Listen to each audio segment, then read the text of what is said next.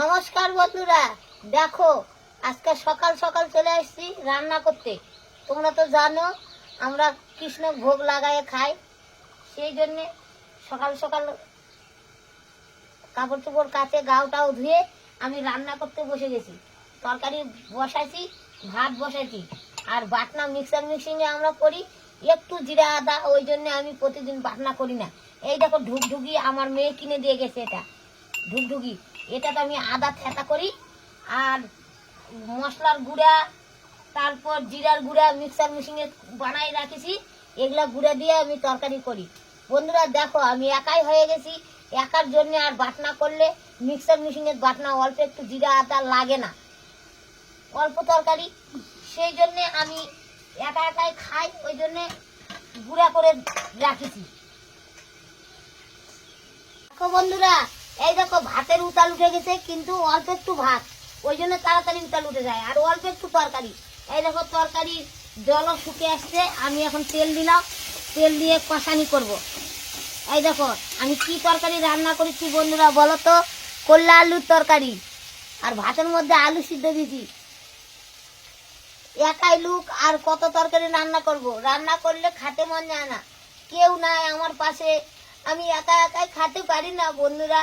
ওই জন্য কৃষ্ণক যদি ভোগ না লাগাতাম তাহলে বুঝি আরো আমি কান্না করতাম। কৃষ্ণক ভোগ লাগাই, ওটা আমার মনে হয় যে একজন খালো তারপর আমি প্রসাদ পেলাম, তাছাড়া খাওয়া যেত না একা একাই।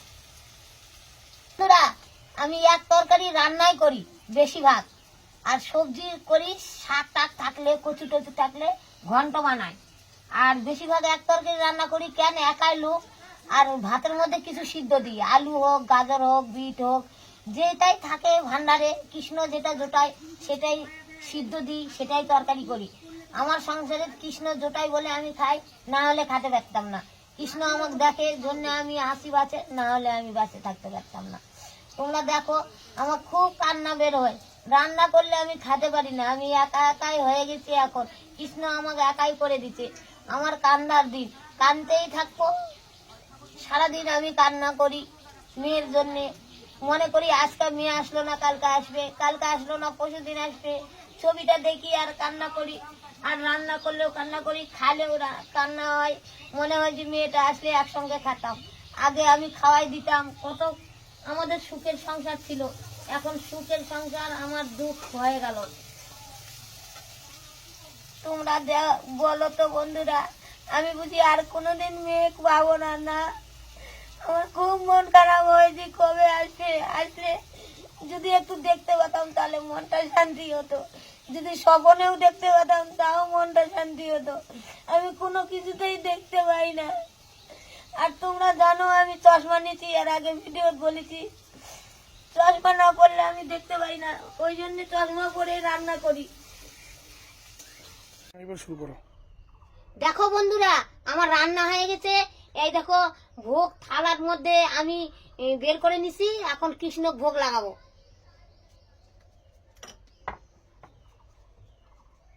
আমাদের কৃষ্ণ দেখো ফুল দিয়ে সাজাচ্ছি, এখন ফুলের অভাব, তোমরা তো সবই জানো, ফুল পাওয়া যায় না, যখন ফুল পাই তখন কৃষ্ণক দিই, যখন পাই না তখন দিই না। তোমরা তো দেখিছো আমাদের গাছের গোলাপ ফুল ফোটে, গোলাপ ফুল এখন আর ফুটছে না, ওই জন্য তপন, যেদিন আমি একা মানুষ তপন প্রতিদিন যেতে পারি না, তপন যায় যেদিন, সেদিন একটা করে ফুলের চেন নিয়ে আসে প্রতিদিন, ওগুলাই পূজা করি, আবার শেষ হয়ে যায়, যদি যেতে পারি তাহলে নিয়ে আসলাম, আর যদি যেতে না পারি তাহলে নিয়ে আসি না। কৃষ্ণ ফুল পায় না, এমনি তুলসী পাতা দিয়ে পূজা করি। এখন বর্ষা পড়লে আমাদের গাছের অনেক টগর ফুল হবে, তখন তোমাদের দেখাবো কত ফুল ফোটে, এক ঝাঁকা করে ফুল ফোটে, কৃষ্ণকে আমি মালা দিই, ফুল দিই, তোমরা তো সবই দেখো জানো। তাহলে দেখো এইবার আমি ভোগ দিয়ে লাগাই দিছি, এইবার আমি এখন কৃষ্ণকে নিবেদন করে দেবো, হাত ধুয়ে দেবো।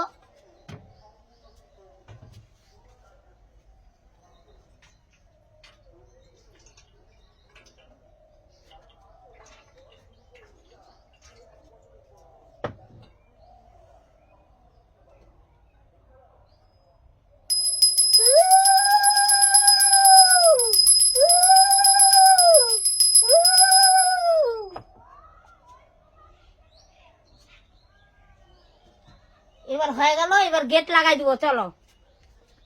লাগালে গেট লাগাই দিতে হয়, আমাদের তো সেই রকম গেট নাই বন্ধুরা, আমাদের ঘর নাই।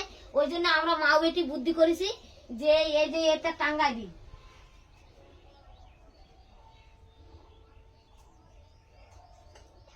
এই দেখো টাঙ্গাই দিলাম, এখন কৃষ্ণর ভোগ হয়ে গেলে তখন বের করব।